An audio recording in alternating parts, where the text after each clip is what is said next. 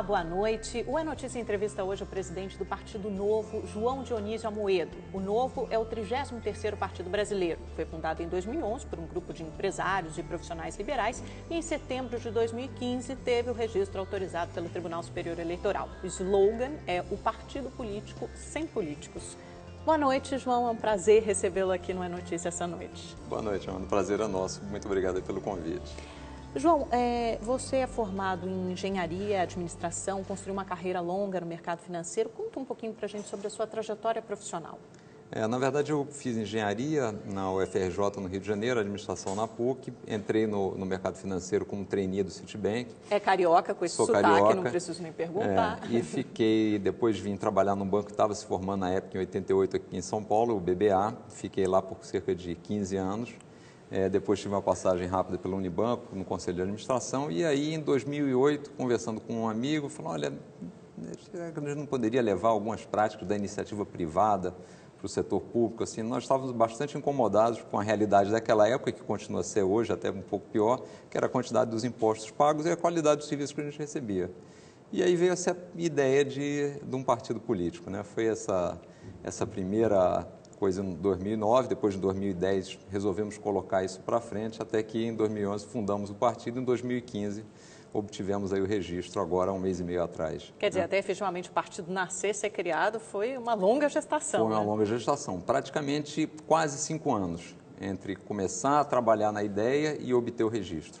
É um processo bastante burocrático, trabalhoso, essa coleta de fichas de apoio e a validação disso nos cartórios. São necessárias quase 500 mil assinaturas. 500 mil assinaturas. Como você tem um processo de validação nos cartórios, de preenchimento das fichas, você acaba tendo que recolher uma quantidade muito maior. Vocês recolheram, acho que 1 milhão, né? Mais de 1 milhão, 1 milhão. Mais de 1 milhão, e você tem que fazer distribuição dos cartórios por todo o Brasil. Você é obrigado pela legislação a montar 9 diretórios estaduais e alguns outros municipais, isso foi feito também. E nós entramos, então, no TSE em julho do ano passado e ficamos aí 14 meses no TSE no processo de aprovação do partido. Mas você ainda trabalha no mercado financeiro também? Não, eu saí do mercado financeiro, hoje cuido só de investimentos pessoais, participo de um conselho de administração da empresa, mas nos últimos 4, 5 anos, praticamente, eu já estava fora e a dedicação ao Novo nesse período foi muito grande, quer dizer, o processo realmente foi bem mais trabalhoso do que nós imaginávamos no início da caminhada. Quem são os fundadores do Novo? Que cara tem esse partido? Olha, nós temos 181 fundadores de 10 estados, tem algumas características interessantes, quer dizer, os fundadores vinham de 16 anos de idade até 85. 16? 16, o mais jovem tinha 16, o mais velho 85, de 35 profissões diferentes. Então, tinha de tudo, tem estudante, administrador, médico, contador, dentista, pintor, tem uma lá que é música, engenheiro. Mas a maior parte é o que? É do mercado financeiro? São seus colegas, seus amigos? Na verdade, foram amigos. Como é que foi o processo? Em 2010, quando nós decidimos colocar esse projeto para frente, nós fizemos 3 reuniões, 2 aqui em São Paulo e 1 no Rio, e chamamos alguns amigos próximos de outros amigos e falamos, olha, entendemos que o Brasil tem um problema de gestão na área pública. Isso só vai mudar se nós trouxermos gente nova para participar do processo. Normalmente e dificilmente você consegue fazer essas mudanças se não for através das instituições. Então, o caminho para trazer novas lideranças é a via política, e para isso tem que ter um partido. Então, a proposta era, vamos fazer um partido do zero, atrair gente nova com outras propostas na verdade, de reduzir a atuação do Estado para que ela se concentre nas áreas principais.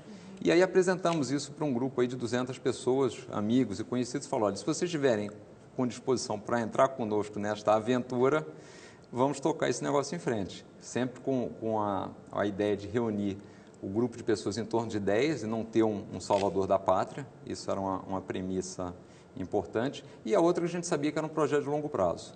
Olha, vamos fazer a coisa devagar, vamos fazer uma coisa muito pensando no longo prazo e estruturar o partido como uma instituição. Então, ou seja, tem que estar afim, comprometido mesmo, né? Porque sabe que é um processo longo. É um processo longo, porque vamos dizer, a pouca interesse pela política, e mais do que isso, quer dizer, a própria restrição a participar da política é uma coisa que é a primeira batalha que nós temos que vencer.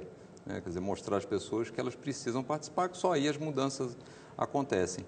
E aí trazer uma mensagem diferente, que é a proposta do Novo, né? Então, nós fizemos isso, desses 200 pessoas iniciais, 180 resolveram aceitaram o desafio de serem fundadores do Novo, e aí fizemos a fundação lá no início de 2011. Tiveram uma aprovação grande, então, logo na largada. Agora, quais são as ideias? Você falou muito nas ideias, nas propostas, o partido tem um nome sugestivo, Novo. Como vocês pretendem inovar?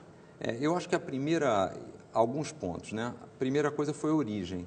O Novo, então, não foi formado por nenhum grupo de interesse específico, nenhum segmento específico da sociedade. Foram pessoas indignadas com a quantidade de impostos pagos e a qualidade dos serviços recebidos. Essa é a sua principal crítica, a carga esse tributária vamos dizer, elevada. foi o que nos motivou a fazer a montagem do partido, o intuito de deixar um país melhor para as próximas gerações. Acho que isso é o que estava por trás na essência do processo. Então, eu diria que vamos dizer, a origem das pessoas era o primeiro diferencial. O segundo diferencial é a proposta do Novo. O que nós acreditamos? Nós acreditamos o seguinte: olha, nada do que o Estado nos dá é de graça. Isso é sempre pago com os nossos recursos. E aí vem a segunda colocação: será que nós não somos melhores gestores do que o Estado em várias áreas que ele tem atuado?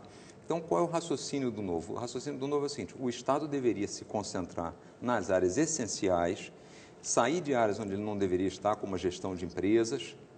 Ele devia privatizar tudo. Privatizar Por exemplo, tudo. a Petrobras deveria ser privatizada inteiramente. Deveria ser privatizada inteiramente, o Banco do Brasil, Caixa Econômica. Por quê? Isso você vai devolver esse recurso para a população e o Estado deixa de fazer gerenciamento, coisa que ele não sabe fazer bem. Mas aí o Estado também não perde a possibilidade de desenhar, de definir estratégias que são importantes com os bancos públicos, que acabaram sendo bancos de fomento, de indução de investimento, com taxas mais convidativas para o setor privado, por exemplo, ou na Petrobras, que é uma outra área estratégica para o país?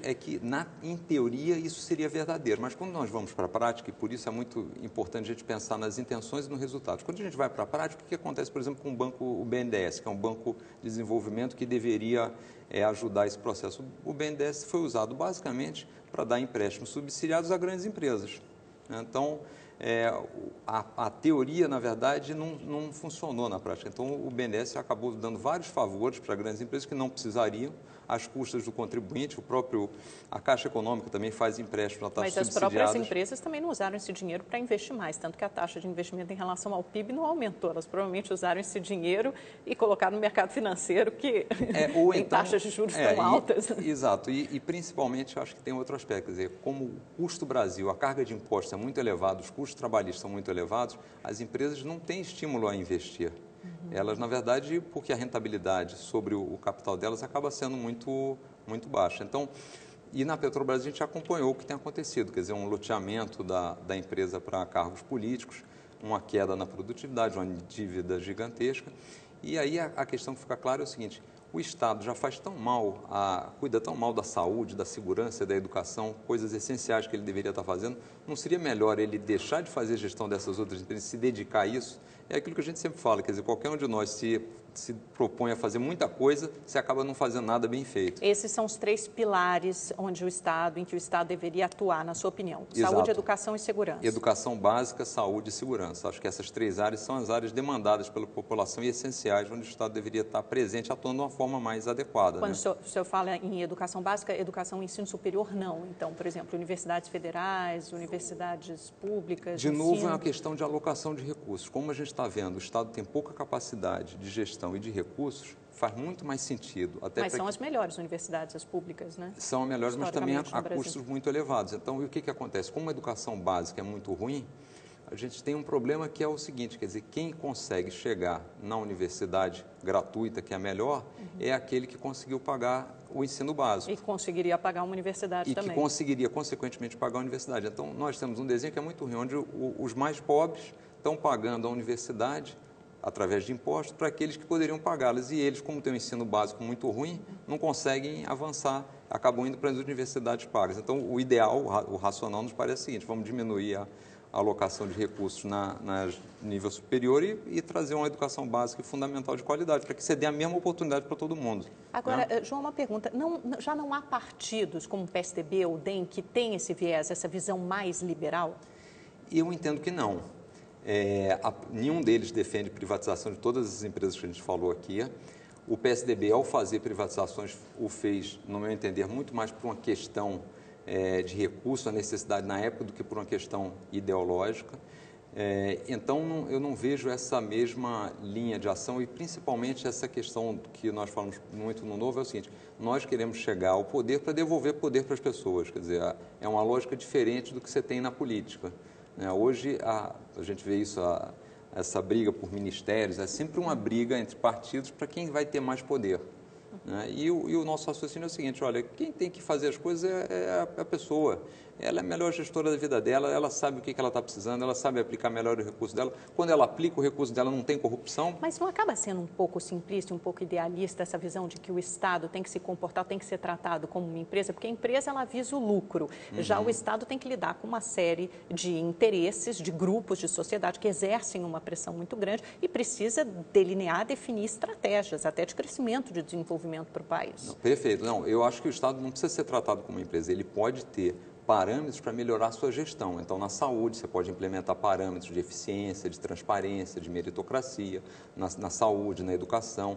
Isso tudo melhoraria a gestão do Estado. Agora, o principal, que acho que você falou um ponto importante, que é o seguinte: o Estado normalmente sofre a influência de minorias, e normalmente são minorias que são mais poderosas. Então, se o Estado tem um tamanho muito grande, o que prevalece é o interesse dessas minorias e não da grande camada da população. Então, se o Mas Estado... as minorias, por exemplo, os grupos indígenas, agora que é uma grande questão, como será demarcada as terras desses indígenas, não é legítimo que essas minorias exerçam poder justamente para que elas não sejam massacradas pela maioria? Porque a maioria tem maior poder, porque são maioria, né, como diz o nome.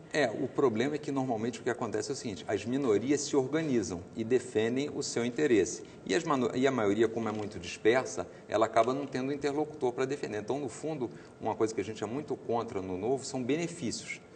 As pessoas devem ser tratadas iguais. Por que um determinado grupo tem benefício? Por que tem um sistema de cotas? Quer dizer, as pessoas não devem ser diferenciadas. Mas porque talvez esse grupo tenha tido justamente menos oportunidades, ou porque seja um país muito desigual. Não. Por exemplo, as minorias, as cotas em universidades, você é contra?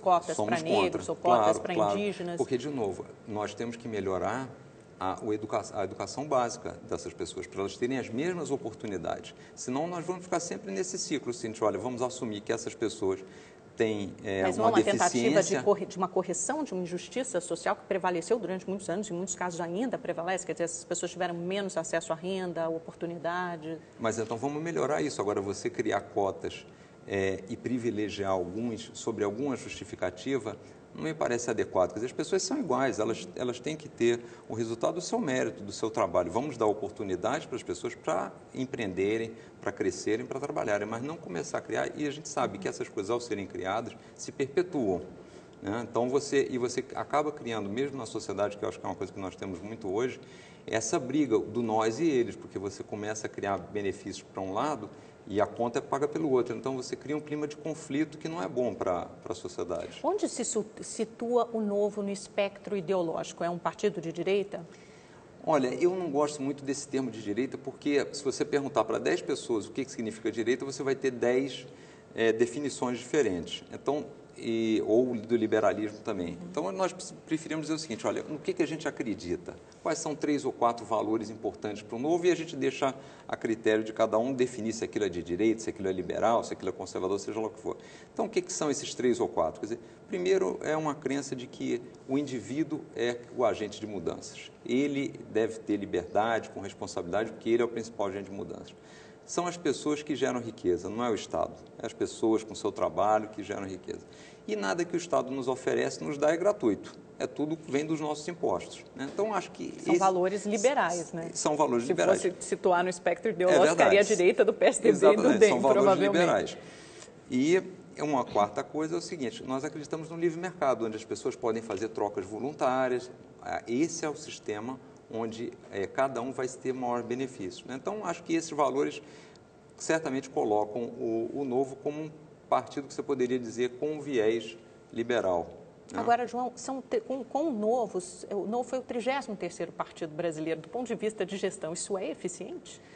Olha, vamos pensar o seguinte: existem muitos partidos, hoje são 35, na verdade, eu concordo Porque com teve você. a Rede. Exato. E depois ainda teve mais um? Exato. Agora, vamos pensar o seguinte: a quantidade de deputados, de municípios, de vereadores, de prefeitos, continua rigorosamente o mesmo. Então, a quantidade de partidos não faz aumentar a quantidade de políticos.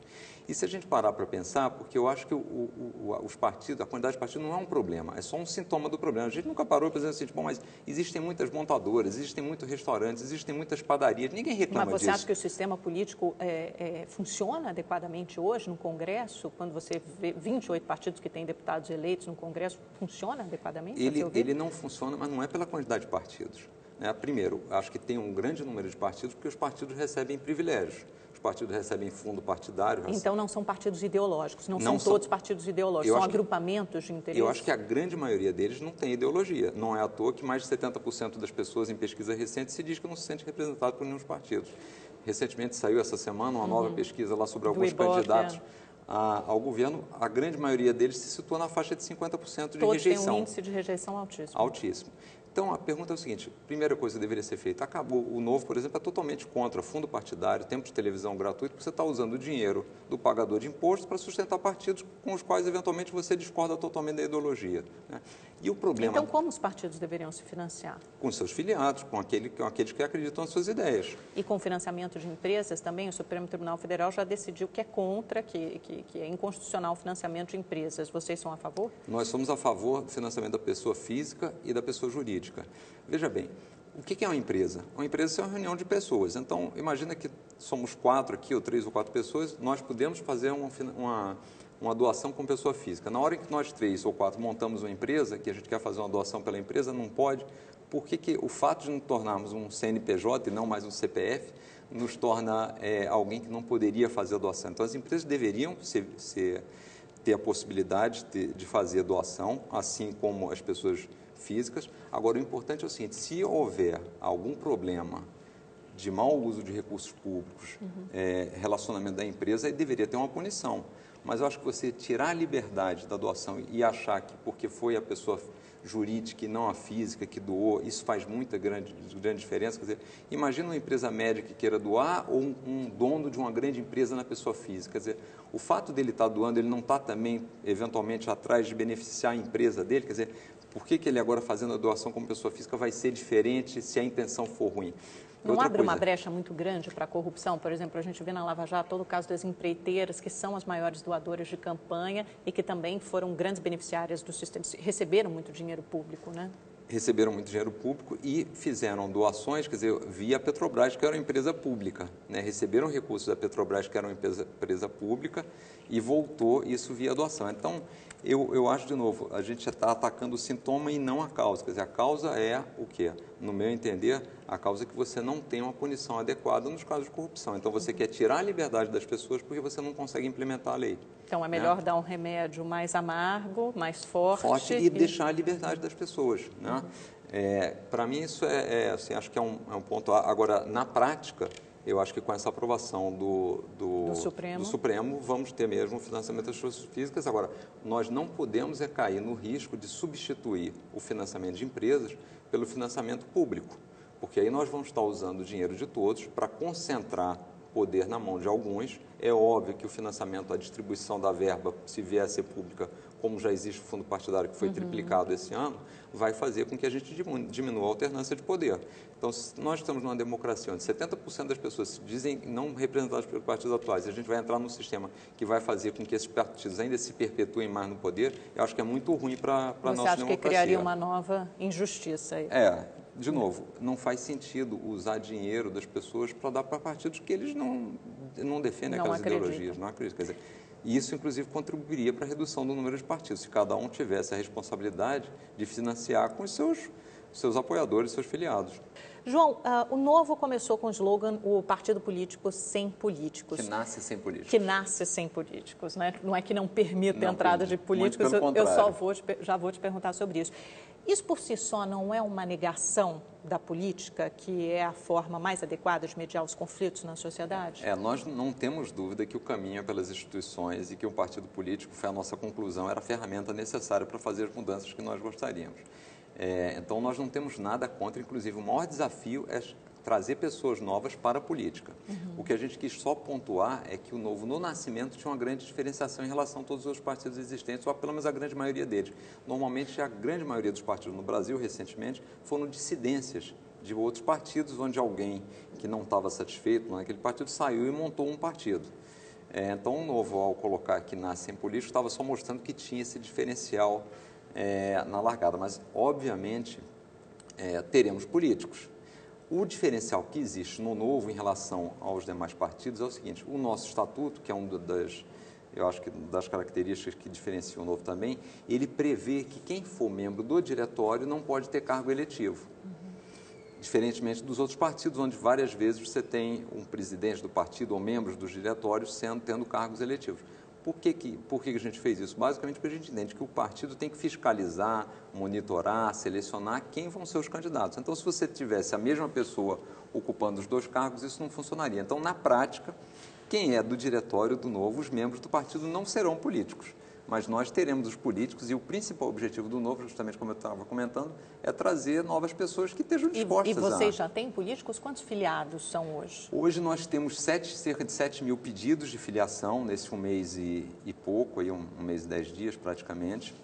Os filiados do Novo todos fazem uma contribuição mensal, que é a forma do Novo se sustentar, na medida que a gente não pretende usar o fundo partidário. De quanto é essa contribuição? Essa contribuição é um pouquinho mais de R$26, cerca de 26 e quem quiser doar mais, pode doar mais? Quem quiser doar mais, pode doar. A filiação é toda feita online, a doação também. E a gente diz o seguinte: bom, nós estamos aqui para defender as pessoas, para defender o indivíduo. Então, nada mais razoável que a doação ou a forma de sustento do partido venha das pessoas, né? Então, essa é a forma como o partido vai se financiar para manter a sua estrutura. E já há algum vereador, prefeito, deputado filiado? Não, tivemos algumas conversas, tem algum outro vereador que queria migrar, a gente está aí avaliando. De novo, nós não temos nada contra os políticos que estão aí. A única coisa que nós estamos demandando e tem um compromisso de quem migrar para o Novo é o seguinte: pessoas têm que compartilhar dos mesmos princípios e valores e se comprometer com uma certa atuação. Dentro do Novo, há uma redução da quantidade de assessores, um pouco das verbas, quer dizer, coisas que nós achamos que sejam mais razoáveis com o que deveria estar tendo um mandatário do Novo. Então, quem vier vai ter que assinar esse compromisso de atuação e de gestão pelo Novo. Não é mais difícil crescer sem políticos relevantes entre os filiados? Quer dizer, isso não pode acabar condenando o partido à insignificância? Olha, eu acho que não, e acho que estamos num momento muito oportuno para isso, porque a base toda do crescimento vai ser em cima das ideias e dos conceitos. E nós temos visto isso até na prática já. Muita gente que nos pergunta nas mídias sociais, por exemplo, e acho que isso é um reflexo, responde um pouco dessa sua pergunta. O Novo hoje, apesar de ter sido formado aí há pouco tempo, é o terceiro maior partido nas mídias sociais, ficando apenas atrás do PSDB e do PT. Quantos seguidores vocês quase têm? 1 milhão, 960 mil. Deveremos em breve, ainda no mês de novembro, sermos o segundo. E atingir até o final do ano, provavelmente, 1 milhão de seguidores.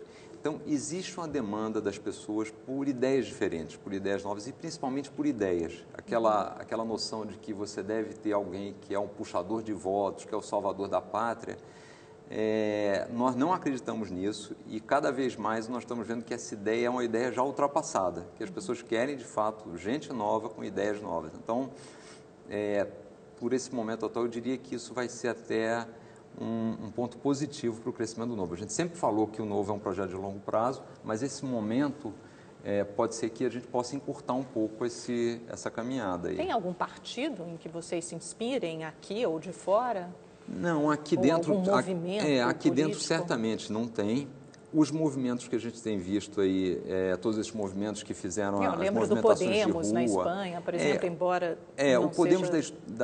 da Espanha tem a característica de utilização de internet, de transparência, que lembra um pouco o Novo. A única diferença grande é que a linha deles é muito diferente, que eles acreditam num planejamento central mais do Estado, de esquerda e tal. Exatamente, num socialismo. Mas na forma de surgimento? Na forma de surgimento tem um pouco essa característica. Tem um partido na África do Sul que se chama Aliança Democrática, que já tem 20 anos, que tem um gerenciamento do partido muito distinto da atuação política, então tem essa característica que eu comentei no bloco anterior. Então, não tem nada assim específico, mas tem algumas ideias pinçadas de coisas de um ou outro aí. Para 2016, vocês vão lançar candidatos? Porque agora já está aí, né? Queremos, porque será um momento importante para colocar as ideias do Novo, para divulgar, é um momento que o partido está nascendo.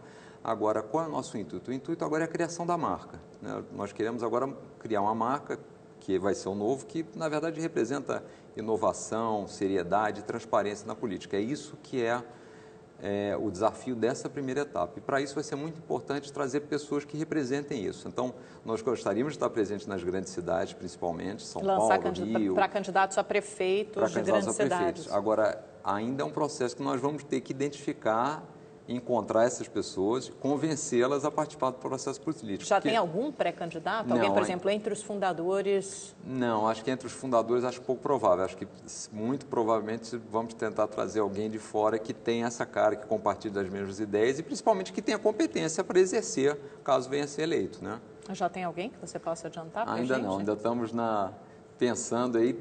Vamos abordar ainda alguns nomes aí, mas ainda estamos no etapa muito inicial. E você sairá candidato ou vai continuar no diretório? Não, eu vou continuar até porque o diretório, aquilo que eu estava explicando, quem estiver no diretório e quiser ser candidato tem que sair do diretório com pelo menos 1 ano de antecedência. Então, acho que tem muito trabalho ainda para fazer na estruturação do partido. Então, em 2016, você não sai candidato? Eu não saio candidato, não tem como. Vocês fariam alguma aliança com outros partidos? Por exemplo, nas eleições, vocês cogitam essa possibilidade? Nesse momento, não cogitamos. Basicamente pelo seguinte, porque nós não identificamos nos outros partidos, e por isso também da criação do Novo, nenhum que compartilhe exatamente dessa mesma proposta. Então, não faria sentido no momento inicial, onde a gente está consolidando a marca, está apresentando o Novo, já fazer uma aliança. Quer dizer, o nosso objetivo, de fato, é trazer ideias e trazer pessoas e vamos dizer, a eleição tem que ser a consequência do processo e não o objetivo final. Agora, João, o Partido Novo foi formado, pelo menos tem entre seus fundadores, principalmente empresários, profissionais liberais, gente do mercado financeiro. Quer dizer, embora sejam segmentos economicamente importantes da cidade, numericamente talvez eles sejam menos expressivos. Isso os torna ou não representativos da sociedade civil? Olha, quando nós olhamos o perfil das pessoas que são cadastradas no Novo e que são filiados, primeiro, se a gente for fazer uma análise, não há nenhum grande empresário. Tinha algumas pessoas do mercado financeiro, basicamente, porque, como eu expliquei no processo, chamando das pessoas mais próximas, os amigos, então era natural que tivessem são pessoas de classe média alta, ou pessoas... Mas o Novo atraiu ao longo... Então, esses foram os 181 iniciais, mas ao longo desse processo, nesses 970 mil, 60 mil seguidores no Facebook e 50 mil cadastrados, temos de tudo. Tem o vigia noturno de Caicó, no Rio Grande do Norte, tem o sujeito que trabalha no Correio aqui em São Paulo, tem um procurador do Rio de Janeiro. Então, tem uma diversidade de pessoas. Acho que a internet dá muito essa possibilidade. E como as pessoas estão vindo pelas ideias e não para um determinado grupo, quer dizer, a diversidade das pessoas no Novo e nas apresentações, a gente faz com frequência apresentações do Novo em várias cidades. E o público realmente é muito diverso. Então, eu acho que é bastante interessante. Não temos essa preocupação. O que você acha dos programas de transferência de renda do governo federal como Bolsa Família? São necessários? Eu acho que o Estado deve ter uma rede de proteção para aquelas pessoas que estão na miséria ou na pobreza extrema. E, nesse sentido, o Bolsa Família é válido pelo seguinte, acho que ele tem duas vantagens. Primeiro, o volume de recursos alocado, o custo dele não é muito alto em comparação com outros programas. E, segundo, acho que a principal vantagem dele é que você dá o dinheiro para a população e deixa ela decidir o que fazer, qual é a necessidade que ela tem, o que ela compra, diferentemente de quando você tem um serviço onde o Estado faz toda a gestão, né? Que é onde tem a grande ineficiência. Quando o Estado faz a gestão de escolas, de hospitais, a gente acompanha esse dia a dia. Então, nesse caso, a pessoa tem o dinheiro e compra na rede privada, onde é melhor achar que faz sentido. Agora, o que tem de ruim no Bolsa Família é que ele deveria ser um programa para a pessoa se tornar um cidadão completo, deixar de depender do Bolsa Família, poder pagar seus impostos. Na verdade, ele se tornou um programa assistencialista, onde você mantém uma grande base da população na miséria e é muito ruim isso, quer dizer, as pessoas ficam dependentes disso. É que o governo argumenta que tem, né, essas portas, eles nem gostam muito desse termo porta de saída, mas é uma maneira fácil de entender, como o Pronatec, por exemplo, que é um programa profissionalizante, ou então a distribuição de cisternas no sertão nordestino, que há portas de saída, né? Mesmo a educação das crianças, na educação básica, elas são obrigadas a ter 85% de comparecimento nas escolas, essas seriam as saídas. Verdade.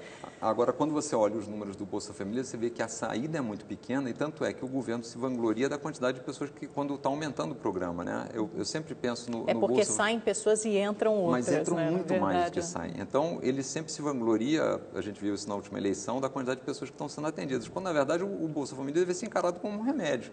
E a meta, o objetivo, é dizer assim, olha, tínhamos 10 milhões sendo atendidos no ano passado, esse ano temos só 8, e ano que vem a nossa meta é ter 6. Então, os sistemas todos acabam não funcionando tendo esse resultado. Você acha que o PT criou uma rede de proteção social ampla demais, com FIES, com Pronatec, com Bolsa Família, o Brasil Sem Miséria, ou está de bom tamanho? É um tamanho adequado para a realidade brasileira? Não, a nossa realidade está mostrando que a rede de proteção, ou o volume de gastos, é inadequado, né? Nós hoje tivemos um anúncio ontem de 52 bilhões de reais de déficit, a inflação está 10%, o crescimento do país... Mas isso é por causa dos programas sociais ou tem outras razões? Tem várias razões, entre elas programas sociais mal feitos, tem o problema de uma série de alocação indevidas, quer dizer, esse programa é mesmo o FIES lá de financiamento das faculdades, um volume foi muito alto, tiveram que voltar atrás. E o que é o pior disso tudo? Eu acho que seria ótimo se a gente pudesse atender todas as pessoas, mas o problema é assim, se você não identifica a origem dos recursos e você não tem os recursos para isso, qual é o grande problema que é o que a gente está vivendo hoje? Quem paga no final o buraco que é feito são os mais pobres, via inflação, via perda de emprego. E é justamente nessa realidade que o PT nos jogou hoje, quer dizer, você tem e sem contar a dívida que está ficando para as futuras gerações. Nós não economizamos hoje nem para pagar os juros da dívida, os juros estão cada vez mais elevados por falta de credibilidade do governo atual e a gente está deixando, apesar de já ter uma carga tributária altíssima, nós estamos deixando uma dívida maior ainda para as futuras gerações. Quer dizer, então... Você é a favor ou contra a mudança na lei que permite mais possibilidades de aborto? Olha, o aborto eu acho que é um negócio muito pessoal. Mas é porque hoje você tem uma política para isso. Você não permite o aborto, a não ser em alguns casos, como estupro. Exato. Eu, pessoalmente, sou a favor no desenho que nós temos hoje. Manter o que se tem hoje. Manter o que tem hoje. Agora, isso é um negócio que eu acho que não é uma decisão que deveria ser tomada no nível federal. Isso talvez pudesse ser tomado no nível estadual. Por quê? Para que você permitisse que, num país do tamanho do Brasil, você pudesse ter estados onde as pessoas pensam diferentes e tomam decisões diferentes. Como acontece nos Estados Unidos, por exemplo. Como acontece nos Estados Unidos. Quer dizer, tem algumas questões que são tão delicadas, são tão de fórum íntimo, que não faz sentido você, em razão de uma grande maioria, você obrigar uma determinada minoria a segui-las. Mas a sua visão pessoal é contra o aborto? A minha visão pessoal, eu acho que está bom como está hoje, como está a legislação. E em relação à descriminalização das drogas, que é outra discussão, e da maconha em particular? Esse é outro tema que não é prioritário dentro do Novo, a gente não está se posicionando em relação a isso, então o que a gente sempre tem dito é o seguinte, as pessoas que comungam das nossas outras ideias, dos princípios do Novo, mas que são contra ou a favor do aborto ou contra ou a favor da descriminalização das drogas, são bem-vindas, porque esses são assuntos que nós vamos debater mais à frente. Mas são assuntos considerados secundários por vocês? Não, nós achamos o seguinte, são assuntos importantes, mas nós temos outras prioridades hoje, maiores no país, que deveriam ser atacadas. Né? Quando a gente está vendo as pessoas perdendo emprego, não conseguindo ser internado no hospital, a educação péssima, eu acho que a gente deveria tratar disso antes do que resolver o problema da droga, até porque se nós formos em países que já resolveram esses primeiros problemas, não resolveram ainda o problema das drogas. Então, a redução da maioridade penal, por exemplo, que está ligada à segurança. Né? Nós somos a favor porque nós entendemos o seguinte, quem tem já autonomia e responsabilidade por votar aos 16 anos, deveria ter também responsabilidade pelos atos que pratica. Então, nós somos a favor da redução. Então, agora, só para fechar na questão da criminalização, então, o Novo tem esse ponto de vista. Do meu ponto de vista, é o seguinte, a guerra às drogas, da forma como é feita hoje, não está funcionando. Então, acho que precisa se pensar em outra forma, mas acho que o Brasil deveria focar nos seus problemas principais hoje e esperar um pouco outras experiências no mundo e depois, aquela que der certo, a gente vai e copia. Não vamos tentar fazer... A gente não está conseguindo fazer o básico bem feito, não vamos tentar resolver problemas que hoje não resolveram. Mas é que o Congresso discute muito isso hoje em dia, né? Tem o Estatuto da Família, por exemplo, que já foi aprovado numa comissão, né, que define a família como união entre homem e mulher. E a sua visão sobre isso, qual é? Sobre esse tema específico? Olha, eu acho que as pessoas devem ser livres para casar com quem, para se unirem, né? A união, a gente defende muito a liberdade das pessoas. Né? Esse é um dos princípios do Novo. Então, dentro disso, o Novo é a favor... Então, o senhor é a favor do casamento gay? Somos a favor que as pessoas tenham a liberdade de se unir com quem elas desejarem. E em relação ao desarmamento, deve haver uma flexibilização, como também já foi aprovado na comissão especial? As pessoas têm que ter... a flexibilidade para ter o direito ao porte de arma, tem que ser mais flexível essa regra? De novo, sempre voltando assim para os nossos princípios, quer dizer, como o Novo defende liberdade com responsabilidade, nós alocamos a questão do desarmamento dentro disso. Nós entendemos que as pessoas devem ser livres para terem o porte e, consequentemente, terem a responsabilidade por isso. É mais ou menos, indo para outro tema que a gente sempre fala bastante, que é a questão do voto facultativo. Nós achamos que todos devem votar, que nós só vamos fazer as mudanças através da política, mas nós somos a favor que o voto seja facultativo. Mas diante dessa visão, então, as mulheres também não deveriam poder abortar? Não é uma decisão de cada um, individual, de foro íntimo? Mas quando você entra no aborto, aí você tem uma outra parte envolvida que é o feto. E aí, de que liberdade você está cuidando? Da mãe ou do feto? Aí é uma questão já mais delicada e difícil você segmentar, quer dizer... Em que momento, a dúvida no fundo é que naquele período de 0 a 9 meses, porque depois que nasceu é uma pessoa, você não quer... Claro. Então a dúvida é dentro daqueles de 0 a 9 meses, como é que você trata? Então não é simples, né? Presidente, você é a favor do impeachment da presidente Dilma? Acha que há base jurídica para isso? Olha, eu não sou especialista nisso, mas a nossa opinião no Novo, depois da decisão do TCU, que reprovou as contas e que mostrou que houve uma irresponsabilidade fiscal, nós somos a favor da aprovação do impeachment. Vocês são a favor, então? Somos a favor. E você acha que o Eduardo Cunha, que também foi denunciado por corrupção, tem a legitimidade para conduzir esse processo de impeachment? Não, acho que ele deveria sair para se defender, para explicar o que aconteceu. Não vejo nele legitimidade. Então, realmente hoje temos um problema político aí. Para você, as pedaladas significam crime de responsabilidade, porque muitos juristas dizem que isso não configura crime de responsabilidade, mas a sua visão é que configura sim. A visão, vendo algumas explicações e vendo o parecer do TCU, é que sim, que houve... foi feito um empréstimo via bancos públicos em valores bastante elevados e claramente com o objetivo de atender programas sociais num ano de eleição. Usou-se o cheque especial, vamos dizer, dos bancos para isso e, no meu entender, a gente tem que ser muito rigoroso no cumprimento das leis. Então, cabe sim um impeachment. Mas o governo se defende dizendo que todos os ex-presidentes, Fernando Henrique Cardoso, Lula, também fizeram. Se você for olhar, isso já foi mostrado, quer dizer, é diferente o processo. Sempre existiu uma certa conta-movimento nesses acertos em relação ao que os bancos pagavam. Mas eram valores que, eventualmente, estavam credores e devedores sempre numa banda muito pequena. Quando você olha o que foi feito na gestão da Dilma, você vê que isso foram valores que claramente caracterizam que houve o uso dos bancos públicos para atender esses programas sociais sem que aquilo caracterizasse a despesa do governo. Um governo Michel Temer seria muito diferente do atual governo? Talvez não, mas isso que é outro problema. Eu acho o seguinte, nós não podemos tomar a decisão em função do que vem depois. Nós temos que tomar a decisão em cada momento do que é correto a ser feito. Então, no caso, se houve descumprimento da lei, a presidente deveria sair. E aí assume, como está determinado na Constituição, o Michel Temer. Tem outro problema que vai ser visto um pouco mais à frente, que é a questão do TSE, que vai julgar, está julgando e vai analisar também se houve alguma irregularidade na campanha dos dois. E aí teríamos uma outra decisão lá na frente, se a chapa foi válida ou não, né? Não há algum risco para as instituições ou algum risco político de ter o segundo impeachment de um presidente em pouco mais de 20 anos, sem que a responsabilidade da presidente Dilma esteja tão claramente demonstrada como a responsabilidade do ex-presidente Collor, que tinha um Fiat Elba, né? Todo mundo diz, mas, ou seja, não há nenhum crime nesse sentido que tenha sido apontado, cometido pela presidente Dilma, não há um risco aí para a política, para as instituições, para a posteridade? Eu acho o seguinte, sempre você tem que avaliar e sempre tem risco em toda decisão que você toma, mas o que é o meu entendimento? É que nesse caso específico houve claramente o descumprimento da lei.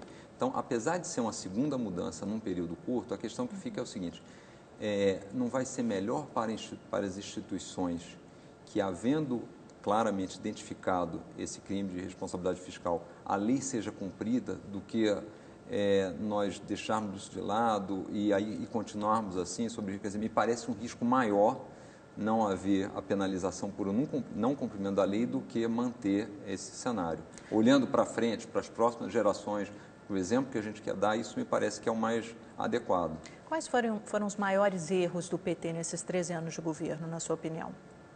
Olha, primeiro, olhando mais recentemente, tem uma conceituação errada de economia, né? De achar que o Estado pode planejar tudo, de que preço não é uma coisa relevante. Então, nós tivemos isso recentemente na mudança dos preços de energia elétrica, onde os preços foram baixados e aí tiveram que ser aumentados em volumes muito maior. A taxa de juros também foi baixada à força, achando que, quer dizer, o preço tem que ser determinado pela lei da oferta e procura. Se você faz coisas diferentes disso, você cria distorções. Foi isso que aconteceu. Eu acho que o PT tem um outro problema grande, na minha visão, que foi um pouco dessa característica cultural de fazer o nós contra eles, né? A elite e Você acha que o PT que contribuiu para o acerramento do debate? Não tenho dúvida. Mas é o PT que é a principal vítima dessa radicalização hoje, né? Porque são os políticos do partido que são agredidos em restaurantes, em livrarias, nas ruas.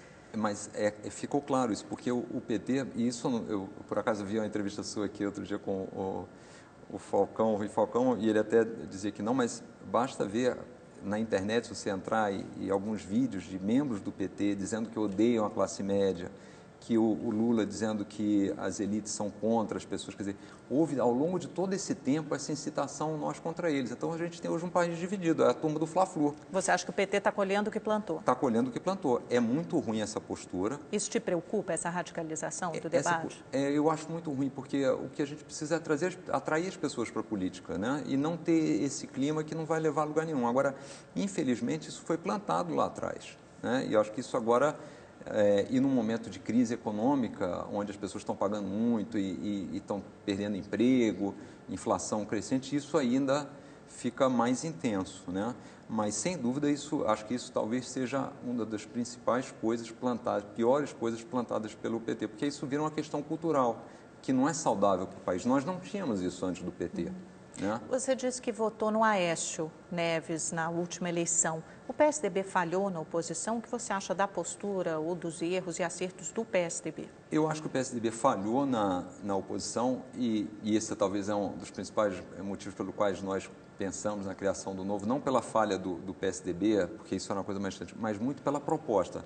No nosso entendimento, sempre houve nessa questão do Estado e da vida pública, quer dizer, muito mais do que uma proposta diferente, é mais uma disputa de currículos. Quer dizer, a postura sempre do PSDB foi, olha, eu vou fazer melhor isso do que vocês estão fazendo, mas a gente continua no mesmo caminho de um Estado inchado, interferindo em várias áreas, interferindo na vida das pessoas. Então, no fundo, o voto do PSDB ele passa a ser só uma alternativa quando você acha que o PT está indo muito mal. Porque quando está indo bem, se você está propondo alguma coisa que é mais ou menos parecido, por que mudar? Você acha que o PT e o PSDB são parecidos? São muito parecidos nas propostas. Não, eu diria o seguinte, eu acho que o PSDB tem uma equipe melhor. Quadros melhores. Quadros melhores, tem uma visão mais firme de responsabilidade fiscal, não fomenta essa guerra, a divisão da sociedade, então isso é muito positivo. Agora, conceitualmente, a forma como o Estado deve ser estruturado, o que o Estado deve fazer, a proposta ideologicamente me parece muito parecida. por que deu errado o ajuste fiscal do Levi, rapidamente, para a gente... O ajuste fiscal porque ele não cortou custos.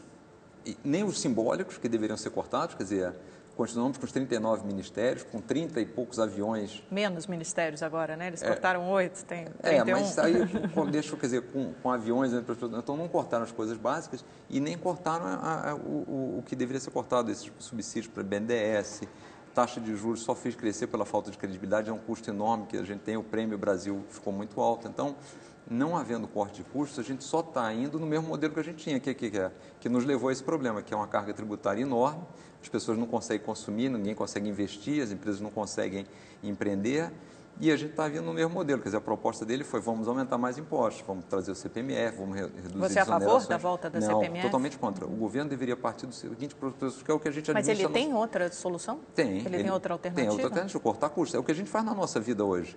Mas com um orçamento tão engessado, quase 90% são gastos obrigatórios, 80 e poucos por cento são gastos obrigatórios. E tem que fazer mudanças estruturais.